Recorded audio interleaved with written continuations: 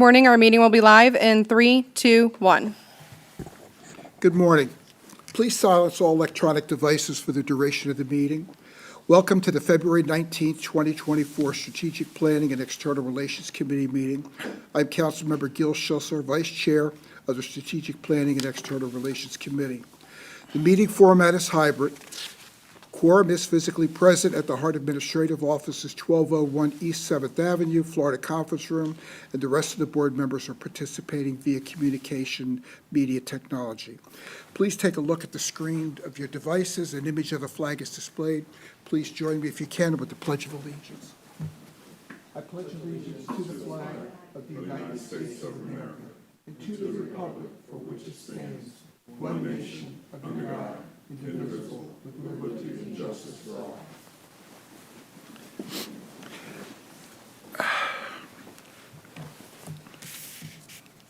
Thank you.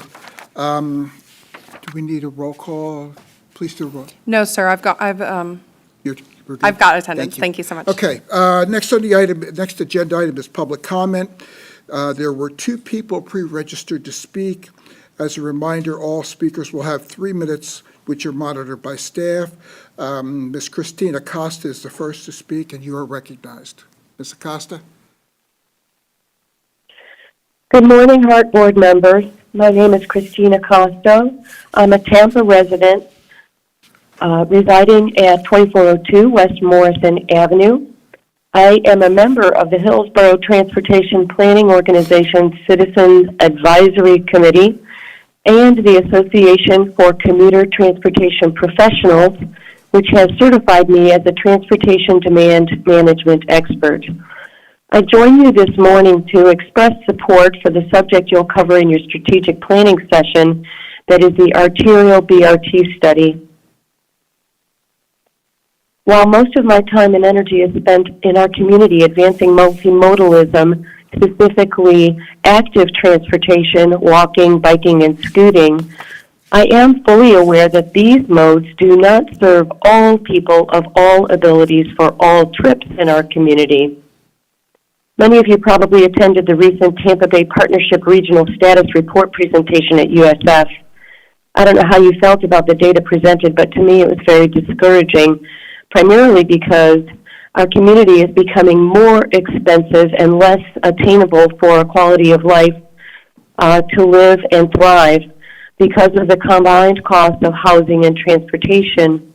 What the presentation did not include was previous studies by the partnership, which found that fewer than 10% of our workforce population has access to jobs within a reasonable commute time. And it's just inexcusable. We really need to focus on access to jobs, and the BRT studies will cover 2 of our 3 workforce hubs in our community. And so I do want you to move forward with those. I have personally experienced and benefited from multimodalism, including BRT, premium BRT, in other cities, and believe firmly that trip chaining can happen in Tampa with safe walking and biking connecting to the backbone of access to jobs, which will be the BRT lines to be studied. While I'm not speaking for all members of the TPO-CAC, as I'm not authorized this morning, but I will say that every time a HART initiative comes before our committee, it is greeted with enthusiasm and energy. We want to, those in the know want to support what you're working on here, and I urge you to advance the BRT studies. Thank you. Thank you very much for your comments. Next person pre-registered is Ms. Karen Kress, who is remote. Ms. Kress, you are recognized. Thank you. Welcome to all the board members. Thank you for your service. This is Karen Kress. I work for the Tampa Downtown Partnership. I collaborate with HART frequently. Like Christine, and I enjoyed her comments, I sit on the TPO's Livable Roadways Committee. We have several similar enthusiastic conversations about supporting any kind of advanced transit we can have in our region. I also sit as a planning commissioner, a City of Tampa appointee. And as you can imagine, every public hearing we have people coming to oppose development, even in places where it makes total sense because they don't want the increased traffic. So, any time we have an opportunity to advance premium transit, such as the Ontario BRT you have proposed, that looks like it could cut the times in half potentially, so really have that key decision where people can actually get on the bus and it would be quicker than getting caught in traffic, would be amazing. It looks like a pretty innovative service with a realistic budget along a very high ridership corridor. This is very time sensitive. We just have to get ahead of this. I know you know the growth projections that we have. The coordination with FDOT seems strong, and let's kind of strike while the iron is hot. I'd also like to put in a word of plug for the downtown circulator, also on the agenda. It looks like a great placeholder service until we can get that local match for the streetcar extension. So again, thanks for all you do and strong support for both of these agenda items today. Thank you, Ms. Kress. I believe we have Kathleen Keene. Okay. All right. This then concludes the public input section of the meeting. And just a personal comment, every one of these meetings I learned something else, I learned a new term, and today I learned scooting. Never heard that before, but anyway, thank you very much. In the packet, next is the approval of previous meeting minutes. In the packet, the minutes from the January 22nd, 2024 Strategic Planning and External Relations Committee meeting are there. If everyone's had a chance to look at it, if there's a motion to approve the minutes? Motion, do we have a second? Second. Motion is second. All in favor, please indicate by saying aye. Aye. Opposed, no. Motion passes. Presentations. The next section will be presentations, with the first by Holland and Knight staff. This presentation was previously requested by myself and later by the February Board of Directors meeting by multiple board members. Holland and Knight staff, you are recognized to introduce yourself and to present. Thank you.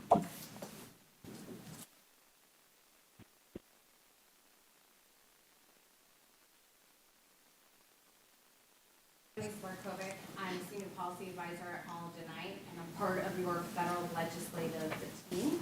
Been with Holland and Knight for 19 years, actually will be this April, and my focus area is working on local government and transit agencies. So pretty much work in tandem with our rest of folks, and we're joined on phone by state. Carl Koch, I'm with Holland Knight as well too. I've been there almost 17 years now. Before that, I was the chief of staff for Jim Davis, who was the congressman from Tampa for and I actually live in Tampa and commute back and forth with you. I'm happy to do it. Yeah. Hey, excuse me, Carl? Yes, sir. This is Mark. We cannot hear, and I don't know if it's just Kim and I or others remotely. Problem solved. How about now? Can you hear now? Yes, sir. Sure can. Okay, good. All right, that's my introduction. Mark, you missed it. Want to reintroduce yourself? Okay. Jeff Booth, Booth Transit Consulting. I'm a former H&K person, but I've been representing Tampa and HART for almost 30 years. So I've watched a lot of growth and development in Tampa over the last 30 years of representing HART. In addition, I will soon be a Sarasota resident, so like Carl, I'll be commuting between Sarasota and DC as the need arises. And I'm Kimberly Case from Holland and Knight, Senior Policy Advisor. I'm in Tallahassee right now because we are in session. And I also would like to introduce the person right next to me, your other half of your state lobbying for Holland and Knight, Mark. Mark Delagal, also a former Holland and Knighter, represented HART for many years. Pleasure to be with you. So great, thank you. So we just wanted to give you a quick overview of why we're here today and what we're going to be talking about. So we really want to focus on HART's legislative priorities at both the federal and state level for this calendar year 2024, and talk about those federal funding and state funding opportunities and that strategy that goes with it. We're also in this period of time, too, where Congress at the federal level is close to finalizing their FY24 bills, and that really will impact the process this spring. The end of first quarter and the beginning of second quarter are just going to be really busy time for getting grant applications in, getting community project funding requests in. So this is a key moment in our timeline of putting together our strategy and moving a lot of different pieces. So really want to kind of start at looking at the priority projects that HART has in the TIP. This is a very good blueprint for us to kind of go through and see what total cost is for different projects, what those funding requests are, and really where we have some unfunded requests. And I say that because you can see TBD on the screen for certain target grants for some of these projects. So why can the TIP be helpful as a starting point? I have on the screen here a couple of different snapshots from the earmark forms, the community project forms, a snapshot from the RAISE grant NOFO, that really, in terms of when we're documenting need in our grant applications, we're asked these questions. Is it on the STIP or the TIP? What documents can you support to show local funding commitments to the project? So you can see, local transportation or community development plans, news articles. We're trying to help, and part of our strategy, put together that story that HART is sharing at both the state and the federal level of why we need support for our key priority projects. Anything you want to add on that? Yeah, just the only other thing I would add is just also the status of the project and the environmental process is also critical. And they want to ask in terms of where it is in the NEPA process. Has it been cleared? What's the status of clearances so that they know that it's in fact a project ready to go if in fact it receives money? And that helps them determine, is there a risk in giving grant awards to the project, what the level of risk might be. So here's a snapshot of some of the federal competitive grant opportunities that are open now or will be opening. The big one that we're all working on right now is submitting the RAISE grant application that is due February 28th. We have the bus and bus facilities, the low-no emissions, all due April 25th. We also have an EPA climate pollution reduction grant, which is more of a regional application that gets put together that is looking at how to reduce greenhouse gases, right? And transit is part of that picture. So wanted to make sure that that is put out there. And then the Reconnecting Communities grant will be opening summer 2024. And just a side note on Reconnecting Communities, HART did submit in the fall for a Reconnecting Community grant application for that BRT arterial project. It was part of a Reconnecting Community and Neighborhood Access and Equity grant. And those awards should be announced soon. So kind of talking about the heavy maintenance facility, I think this tends to be our number one priority for HART. The need is great. And as we've talked about the story, all roads lead to the facility, right? So RAISE, just to kind of give you an idea of what we're looking at as we put together our strategy. Right now, there's $1.5 billion available. You get rated on 8 different merit criteria plus 4 different second-tier assessments. That's looking at your financial plan, the environmental assessment, your technical capability. Can you get this project done? And it comes with a $25 million award cap and a 20% match requirement. And the other thing is the law stipulates that the grant award announcements must be made by June 27th. That's important because as we put together our strategy timeline, we look at that June 27th date and work backwards of what are our milestones in terms of advocacy to get there. We also have bus and bus facilities, low to no emissions. These are lesser amount of funding available, but they can come with a larger grant award size. And they have different matches. Sometimes they can provide an 85% match versus 80% match, depending if you hit some of the different key criteria that's available. The other option, but it's a longer process and not as big, is just working directly with our local congressional delegation for community project funding. So that takes about 8 to 10 months, depending on how the appropriations process goes. And it's a smaller chunk of change. But as we look at the facility in different phases, there could be a portion of a phase that makes sense to work with our local delegation for. Anything? So here's what we put together in terms of a time frame for our advocacy strategy.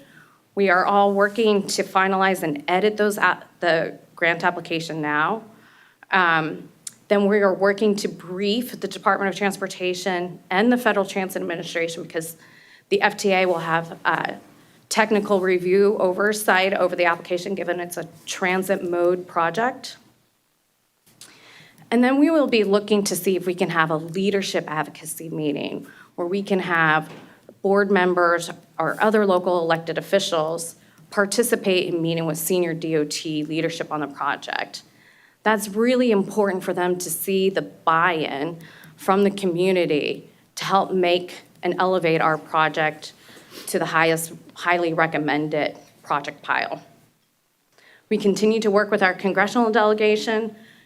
Both Carl and I work regularly with your congressional delegation to get them to, weigh in at key moments of the decision-making process to continue to remind them the priority of the project is at the level. And then other advocacy efforts, utilizing social media, engaging the community to weigh in along the way. Like this morning, it was great to hear public comments on the BRT arterial study, right? These are the things that the Department of Transportation is seeing and they're reviewing and utilizing. The other part of it is where we can find funding at the state level, which is where I'm going to go ahead and turn this over to Mark and Kim to talk about a funding advocacy update from Tallahassee. Actually, before we do that, let me just jump in. Sorry, guys. And on the congressional piece, I just want to make sure, you all are aware of. There's a 3-member delegation in Hillsborough County now. It's Kathy Castor, it's Laurel Lee, it's Vern Buchanan. HART enjoys a great deal of support from all 3 of those members. Obviously, Kathy Castor understands HART. We serve most of her district, but Laurel Lee and Vern Buchanan have also been there for us in terms of support, community project funding requests. It's a very good and healthy relationship, and they want to be helpful.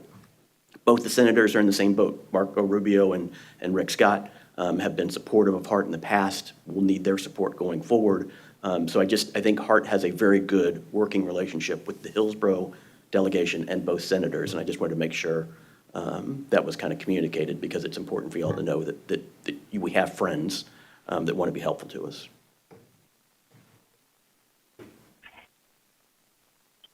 Thank you, Carl. Lisa, are you finished with that portion?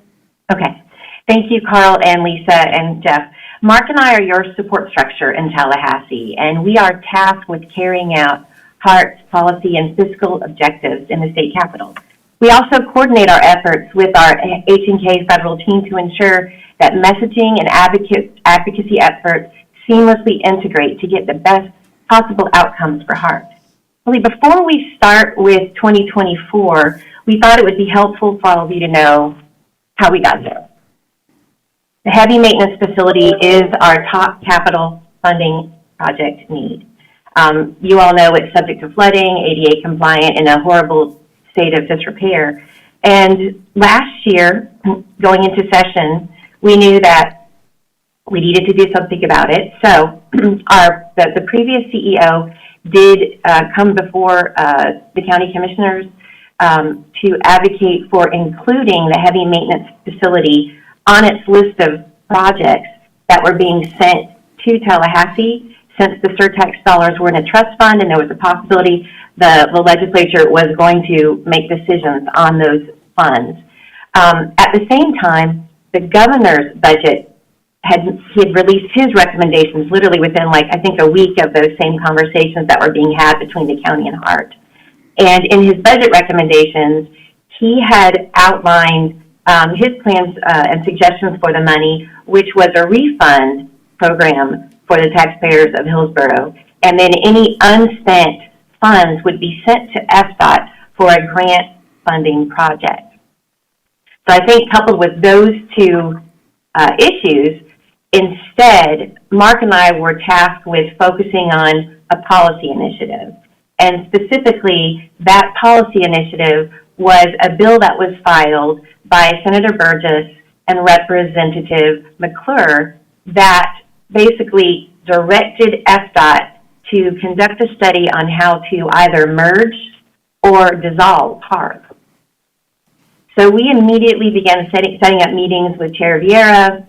Mark and I met with both the bill sponsors as well as other key leaders, the governor's office, just to explain that, one, we welcomed the study, two, we recognized there needed to be additional transparency and accountability, and three, could we expand the scope of the language in that legislation to look specifically at that area, how to transform, how to improve, as well as looking at the other issues of how you would dissolve it or how you would merge it.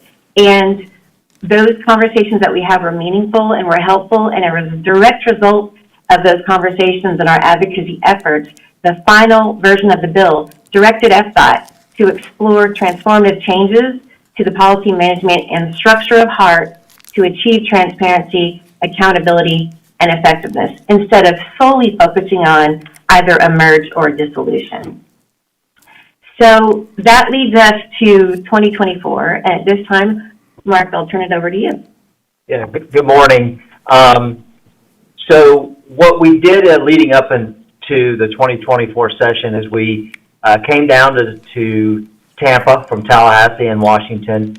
We had a meeting with your leadership team there and the staff, and we essentially said, look, there's this surtax money, $570 million, that was approved and is sitting in Tallahassee at the Department of Revenue, and we should raise our hand and say we have a need at HART, and we would like to essentially get considered for some of those dollars.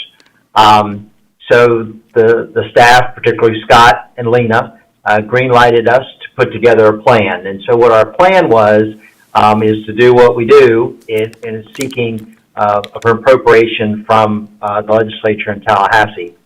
So that included Scott coming to Tallahassee for several visits, meeting with the governor's office. That was critical because, as Kim mentioned, in the 2003 lead-up, the governor's office specifically said they did not want any of the dollars to be spent on public transit. Now, the governor's recommendation is not determinative, but it's certainly persuasive. So we were able to work along with Scott with a guy named Chris Spencer in the governor's office, and also Cody Farrell, who's in the governor's office as well, and we were successful in the language that said don't spend any of this surtax money on public transit. That was not included in the recommendations. Step two was to start talking to the appropriators in both the House and the Senate.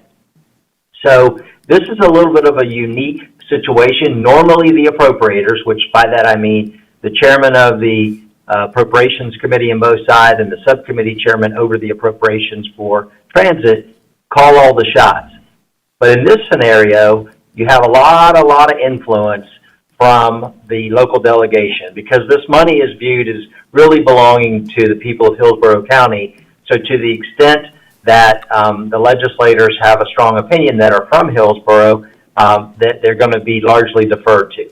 So in this particular case, our two champions were Lawrence McClure in the House and also Jay Collins in the Senate. And they have been nothing but helpful. I think one of the things that's really served this board well is Scott's willingness and his personal involvement with both of those individuals as well as others in going and meeting with them personally and in speaking with them and making the case. It is insufficient to say that they have a lot of trust in Scott, and that is serving us well up here. So the state of play as we sit here in Tallahassee right now is, well, let me say a little bit more in the background. So not only has Scott been involved, but the chairman, Louis Vieira, has come to Tallahassee for some visits, as well as John King, who has come to Tallahassee for a visit. And that shows the interest and the commitment of the board. And so thanks to both of those gentlemen for coming up and making the case. We're getting into the final 3 weeks of the legislative session where these decisions will be made. So one of the things that can be done is to appropriate general revenue for this project. That was a second plan, a plan B, so to speak. Plan A has been to try to get some of the surtax money either put into a grant pot where we would be eligible to apply for it, or B, literally line item appropriated from the surtax money. And we're in play for both of those as we run to the end of the tape here in the next probably 10 days. We're going to know a lot. Kim and I are working daily on this project up in Tallahassee. Scott is assisting us with individual outreach as well.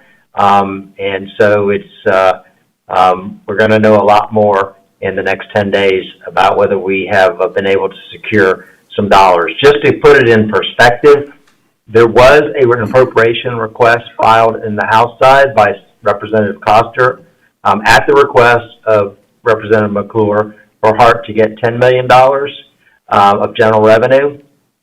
And in the Senate, Senator Collins put in a request for $35 million of general revenue.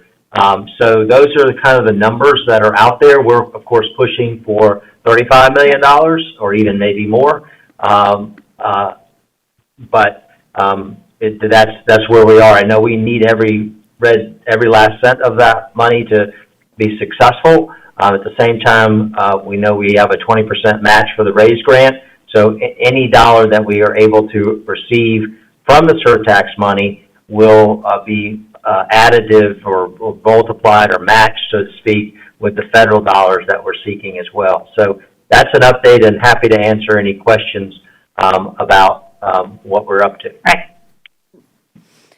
So there's a intersection between what is happening at the state level on funding and policy, right, with what we're doing federal, because we're trying to demonstrate to the federal government that there is less risk in giving us a grant award when we're going up to advocate for funding. So outside of the federal competitive grant process, there is what is called the appropriations process. This is where we are able to go to our local congressional delegation and ask for earmarks, which are now called community project funding. And in terms of that timing, we're already starting to see some members of Congress release their FY25 appropriation forms and start to get ready for the process, even though we're not done with 24 yet. And I don't want to get too down into the weeds on this. I mean, HART has been successful. We did secure a $5 million community project funding request for bus stop improvements. And so in looking towards guidance from the board on what might be HART's priorities for FY25, I just did a snapshot over here on the screen. This is a snapshot of some of the Florida transit infrastructure grants that are pending in the FY24 bill. You can see the dollar amount ranges for $4 million down to somewhere close to $2 million if you can combine some of the different projects that they have. But people are asking for money for anything from their own transit maintenance facility to technology for bus shelters, park and rides, safe routes for transit. And so really, this is what we're kind of helping to get advice from the board and where you all want to see the direction for this year's requests. There's several different ways to approach this. You can seek funding, but obviously the dollar amount's going to be smaller for your top priorities like the heavy maintenance facility. Or you can seek funding for important but maybe lower hanging projects that don't have dedicated funding. So if we go back to that tip priority list that HART has right now, there's no grant associated with your radio system replacements. So maybe that's an option to go to one of our members with, right? And then the third is just member interest. That can just be, the member of Congress saying, I really want to see maybe more low emission buses. And you sometimes have to take some guidance from your local congressional member in terms of what they want to help put their name by. And so again, this process is going to be opening very soon as we close out the FY24 bills, if we do that positively. That's always a big question mark, but this is a good opportunity to bring home some funding with our member support at the federal level. One last thing, just if you're chasing low and no emission buses, you also have to have a fleet management plan. You have to have the plan for moving to zero emission vehicles and picking the technology. And I know that's been a conversation about what's the most appropriate technology for HART to pursue in terms of fueling your buses if you decide to go to some form of zero emission vehicle. So, and obviously heavy maintenance facilities tied to that, because obviously you're charging, you have to have chargers, you have access to CNG at the site presently. So those things are all considerations, but FTA will want to see a fleet management plan as to how you tend to move in that direction with your fleet if you decide to go in a different direction other than CNG, which you have presently. So just kind of looking ahead and leveraging the landscape, any time that there is an opportunity for, if you're in Washington as a board member for maybe other conferences like the National League of Cities or APTA Legislative, we can use that time to build in advocacy meetings with the Department of Transportation, with the Office of the Secretary's political staff, as well as with the FTA, and then meeting with the Washington DC staff of your congressional members.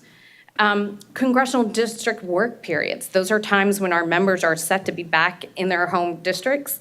And so anytime that we can set up, and HART has actually been doing a really good job of this, inviting them to come visit and tour and see the project that you all are working on. It's a great way to not only have an interaction, but to get them more invested in what we're trying to do. And then again, I said the FY24 appropriation bills. One of the things that we're watching is that the IIJA, the Bipartisan Infrastructure Law, they gave mandatory money for like the RAISE program, bus and bus facilities, and low-no, but they also gave Congress the ability to plus up those dollar amounts. So while we think right now we just have a $1.5 billion RAISE grant program, it's possible to still see maybe $2 billion in grant awards come out. Same with bus and bus facilities and low-no. Congress has that ability to plus up to a certain cap. And then obviously the 2024 elections, to kind of keep this in mind. It impacts the floor schedule for Q3 and Q4, but folks are going to be looking for press events and ribbon cuttings and good stories. So as we're working together, what are those good press stories that we can generate and look out for? The other thing too, I forgot to put on here, but the National League of Cities is hosting its annual meeting here in Tampa in November. It's their 100th anniversary as an organization. And you might think to yourself, what does that have to do with HART? Well, you have administration folks that are going to be coming to Tampa to participate in those meetings. So you would expect that Department of Transportation and HUD will be sending their government affairs or intergovernment affairs teams to attend in November. And if we work together, we can also try to see what we can set up in terms of creating higher visibility for HART. They might want to be taking tours on the streetcar. There are things that we can do to kind of think about that, to kind of continue to build upon. And looking really far in advance, the U.S. Conference of Mayors will be hosting its annual meeting in Tampa in June 2025. And again, this is where you have folks from the administration that are coming to Tampa, and it's an opportunity for us to highlight what we're doing at HART to get them to create additional visits. And we might have a different administration in 2025. We don't know, but things to kind of think ahead of how to leverage. So that is it. I don't know. Questions? Cool. Thank you very much. Does any committee members have any questions? I know I do, but Mr. King or Gary, Ms. Hartfield? Yes, sir. Thank you. I noticed that there was mention made in passing that perhaps there is an interest on the part of certain legislators with either dissolving or merging HART. I'm wondering how serious of a consideration that is, and why anyone would think that Hillsborough County's interest would be best served by sublevating our interest to some other entity, like perhaps Pinellas. We'll be talking about that this afternoon. Yeah. Okay. Since I'll be part of the panel, then I'll just to say this, it's been studied before. Yep. Almost a decade ago, there's an analysis, and at that time, the idea was, can we save any money? It was demonstrated we can't save money. So I'll talk a little bit later this afternoon about, so to me, the only thing I'll say, and maybe I'll give you a preview of what I'm going to say, is that there has to be a regional reason why you would merge the two agencies that goes beyond just trying to save money, because it's, having worked in Hampton Roads area between Norfolk, Virginia Beach, and across the Bay to Peninsula Transit, it's not an easy process. It took them a good 3 to 4 years to complete the merger, and they have uneven service because of the caveats that were placed by the different jurisdictions over how they would spend their money, because they wanted it spent within their county. And so it kind of defeated the purpose of creating a regional system where every jurisdiction determined how much money or where their money would go within their community. And that's not uncommon when we go through these mergers. We'll talk about the ATL but later for the same reason. So to your point, I'm not sure it's percolated at the federal level. It's mostly a local decision, and I think we'll talk about it this afternoon as we talk about the report in terms of thoughts about that and direction. But really sort of be thinking about why would we do this? What is the purpose? And I'll give you, when we talk about it, I can talk about some other examples I've been involved in, and what was the impetus of each of those, so you can understand sort of what the political rationale was for moving in that direction. Director King. And also, That, Director King, Thank you. if I could add to that. Director King, if I could add to that.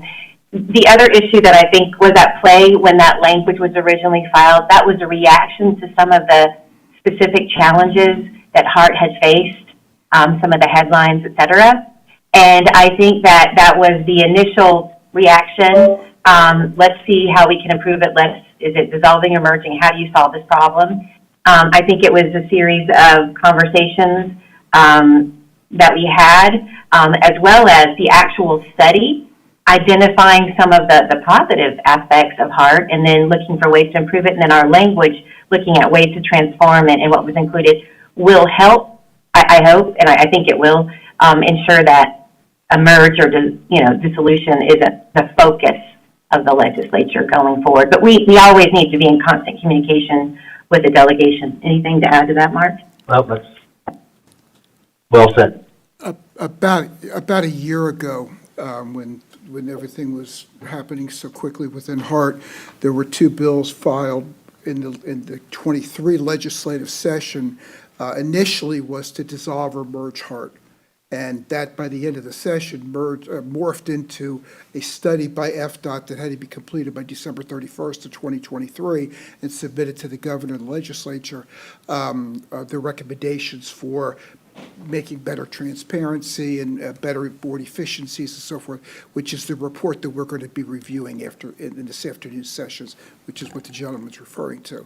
So the actual to dissolving ultimately went away, and now it's just a matter of these are different options on way to improve the functionality of HART in the general scheme of things. Mr. Hartfield, did you have anything else, Mr. King? No, that's everything for me. Thank you. Okay, Mr. Hartfield. Good morning, Gary Hartfield. Thank you for your presentation. So as I listened to what you shared this morning, it begs the question for me for our heavy maintenance facility, among other priorities, but specifically for the heavy maintenance facility. I'm assuming that didn't occur as being in an exhaustive process and in a facility that is in dire need of renovation in 2024.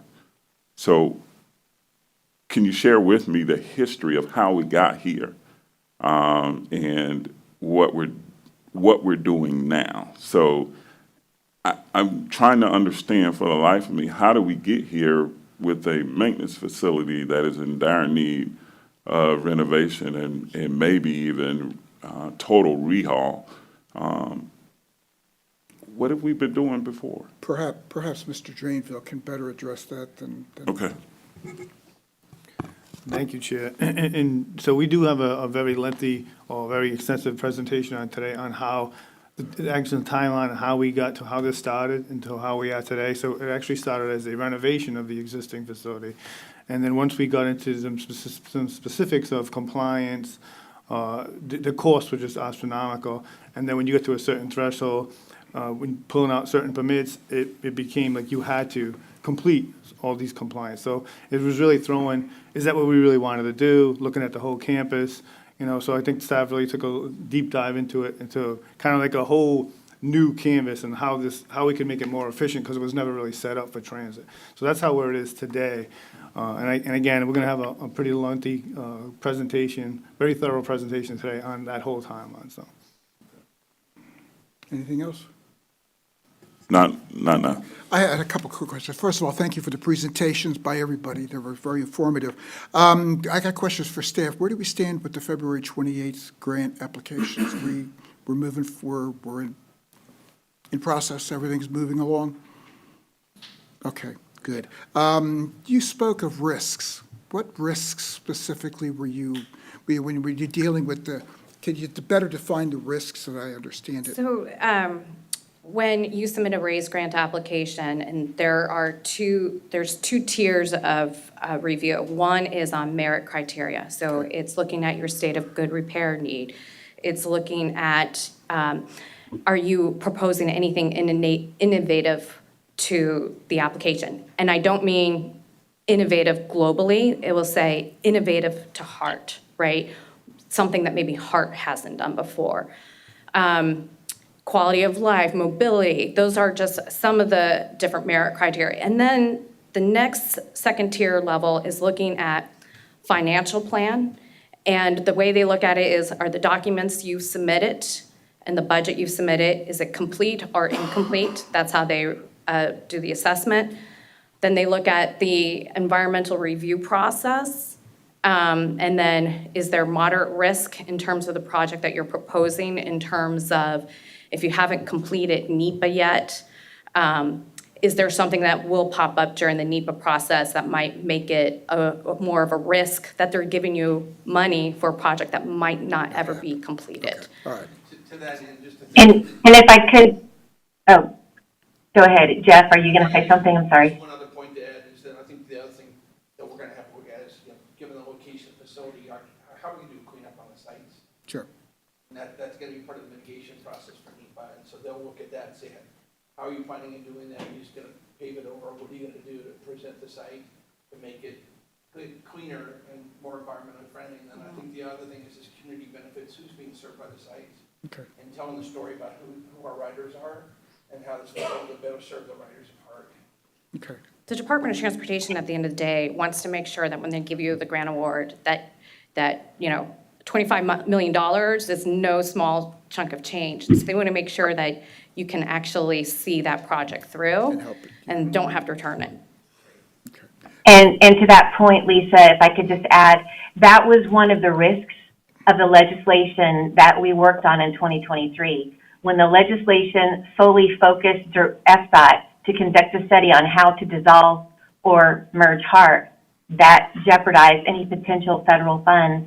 And I remember as soon as that bill dropped, we called Lisa, Carl, and Jeff to talk about how would that impact us as far as going up for federal grants and our scoring, knowing that there was legislation in Tallahassee that potentially was going to either merge or dissolve HART, at least to study it. So that was our concern as well. So that's why our advocacy efforts with the board and with staff and with your team in Tallahassee in 2023 was so important, because the study that came out was actually helpful. And when we had our meetings just a few weeks ago with Chair Vieira and Director King, one of the things we pointed to was the study, the FDOT study, the executive summary, which included language that said a new heavy maintenance facility is needed for HART. And we were able to utilize that, which could have been a far different story had it had been solely focused on how to merge or dissolve HART. Just to sort of emphasize what Kim Connor doing, if we get state funding, that is a further affirmation of the sites and an indication of funding that will help us with the feds. There's actually state money available for the facility as well. So that's why our efforts are so coordinated and integrated, because hopefully by the end of the month, we're going to have an idea of whether there'll be some state money for the facility that then can be communicated to the DOT that I guess we have, not in addition to local match, we also have state match as a further indication of support for the project. Understood. Thank you very much. My last comment would be related to the governor's office strong verbiage as to not letting any of that discretionary tax money go to public transit. Never quite understood the vehemence of that. I'm glad to see that that's softened up a little bit, because that's why it was originally voted for by the citizens of Hillsborough County. But anyway, I digress. Thank you very much for your presentation. I see no further questions, and thank you very much. Appreciate it. Thank you. Thank you. Next is a presentation by Mr. Justin Willits, Director of Planning and Scheduling. Mr. Willits, you are recognized on the TIP overview, the Tampa Arterial Bus Rapid Transit and Circulator. Okay, thanks. I think I can keep my seat here unless Danielle tells me otherwise. Yeah. Justin Willits, Director of Planning and Scheduling. Here to give an overview of the two service-related TIP priorities that were approved last month and sent to the Hillsborough TPO. Both of these are on the regional priority list as well, the TMA that were added several months ago.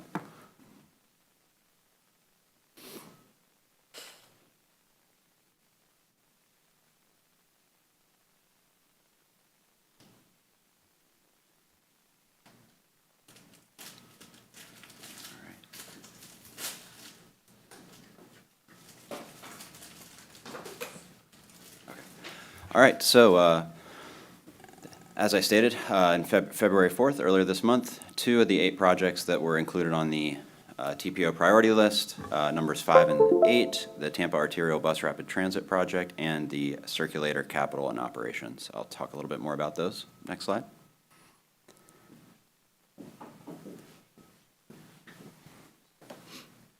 So this is a timeline. This project has been a long time coming.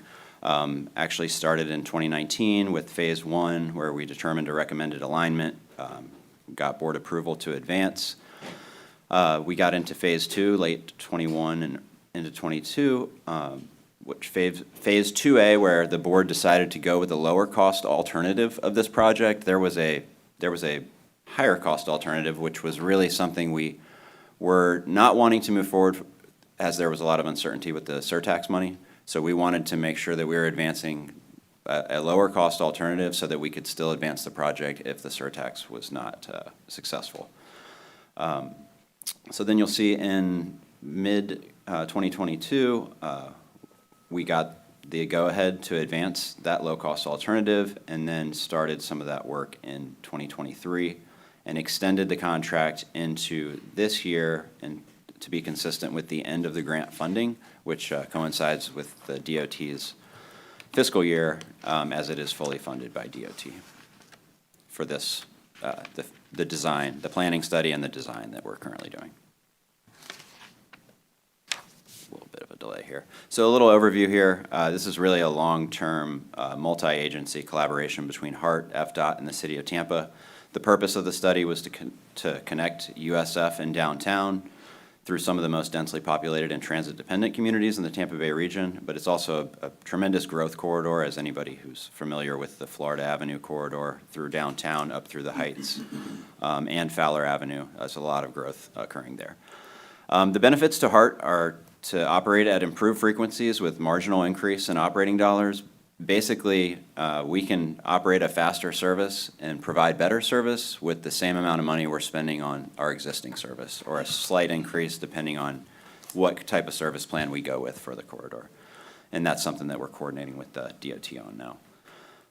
The benefit to customers is to position the corridors for nearly congestion-proof transit service for decades to come. And we say nearly because it is not a fully dedicated lane that we are looking at. The red sections on the map there are where there is the potential to get a dedicated lane for the transit service. And then the yellow overlaid blob you see there is really this circulator that we'll talk about after this presentation. It's not a technical term. So when we really get down to it, what are we trying to accomplish with this project? We're trying to deliver better service at the same or hopefully even a lower cost during the weekday. And what we see on this corridor is during the worst, some of the worst travel time we see, say that there's a crash on the main line at 275, and a lot of the traffic diverts to this corridor. That really jams up our service, and our on-time performance suffers, the quality for our customers suffers. And that travel time that's scheduled for 46 minutes northbound on the left there can increase to as much as 80 minutes. The service plan we've put forward and are actively refining as we work through the design elements of this project, we're pretty confident we can get that down to the 35 to 40 minute, well, really 35-minute mark for that northbound trip, given some of the improvements that are associated with the service.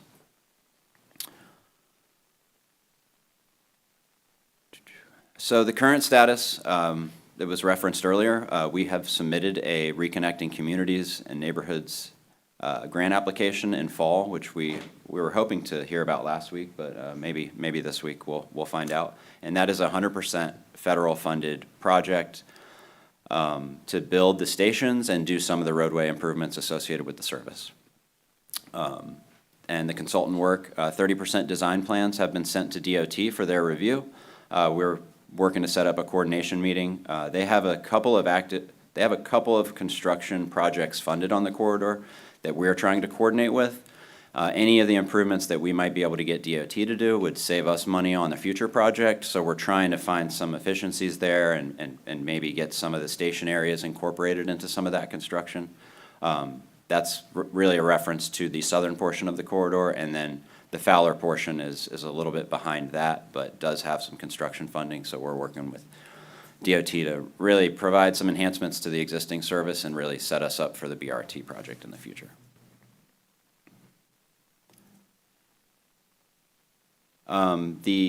So transitioning over to, and I could stop here, but this is a really quick update.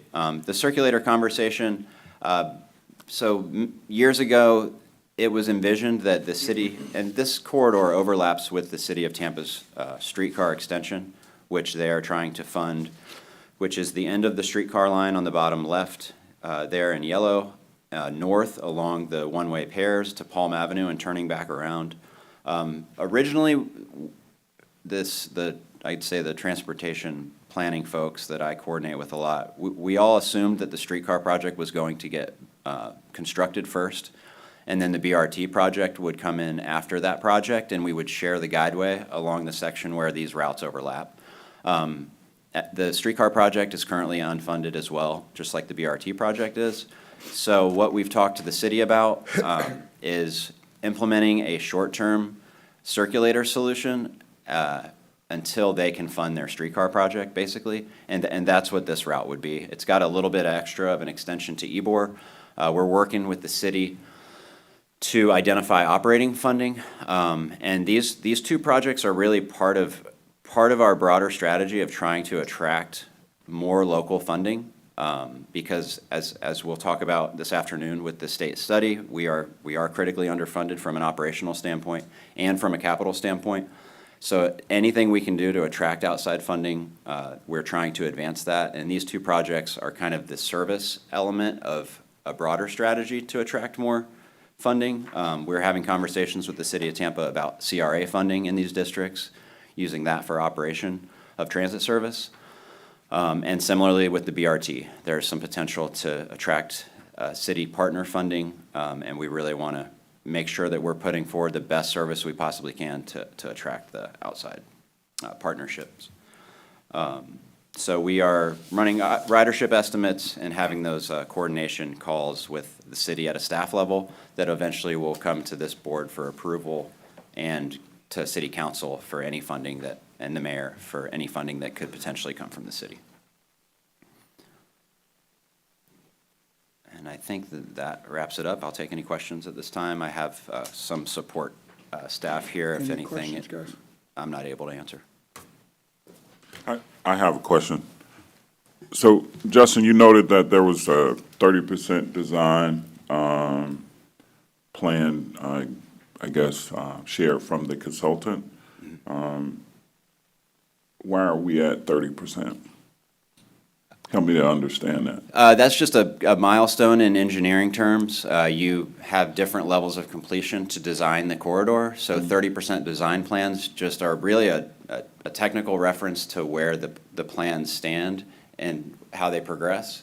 And it's a milestone that we then took to DOT to say, hey, we're at 30%. If there's anything wrong or you see any red flags, let us know and we'll address it early. And then when we get to 60%, we'll give you another look, make sure that's good. So it's. So I'm an engineer. So based on the RFP, the consultants were supposed to be at 30% at this point, or? So there have been several changes to the timeline based on the different progression of the project. The project did go somewhat dormant over the last few years based on prior leadership just not taking action consistent with the approval of the advancing of Phase 2B. So there was a gap in production, more or less, which had then resumed early last year, middle of last year.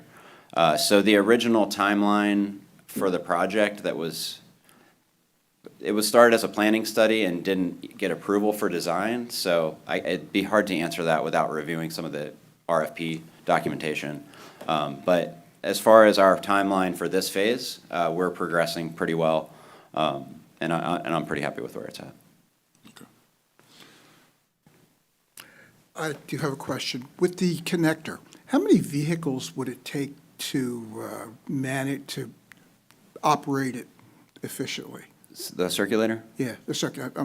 Yes, so 2 vehicles in service with 1 spare running at 15-minute frequency. Electric?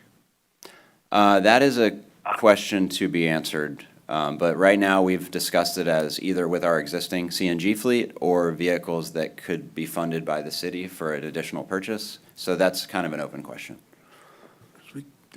Okay, cool. Thank you very much. Thank you very much for your presentation. Appreciate it. You're welcome. Okay, moving on, memorandum of understanding between HART and PSTA on the collaborative opportunities. The final presentation will be presented by Ms. Lena Pettit, Director of Executive Office and Board Support on the MOU between HART and PSTA on collaborative opportunities. There will be a committee action item that accompanies this presentation. I ask that the committee members hold their approval until the item is reached in the agenda. Ms. Pettit, you're recognized to present. Good morning. Good morning, Chair of the committee, Councilmember Schisler, members of the committee. I sound so loud.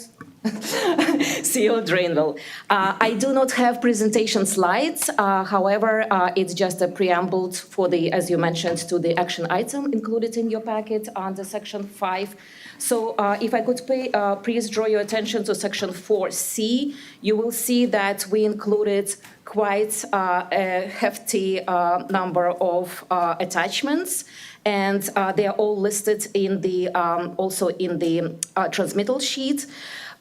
This item already came to your attention at the last committee meeting, and you reviewed it and advanced it to the full board of directors. However, the full board of directors, it was pulled for additional information, and Commissioner Vostol made a couple of motions. He first requested that staff provide explanation on the reason for cancellation of the previous or the last existing MOU between HART and PSTA, as well as he asked for some supportive documentation on that MOU, its history and background, and so on.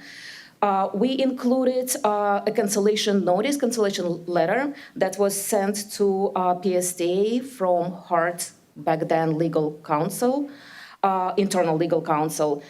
Staff does not have any further information on the reasoning why this MOU was canceled, but we included that cancellation notice in your packet.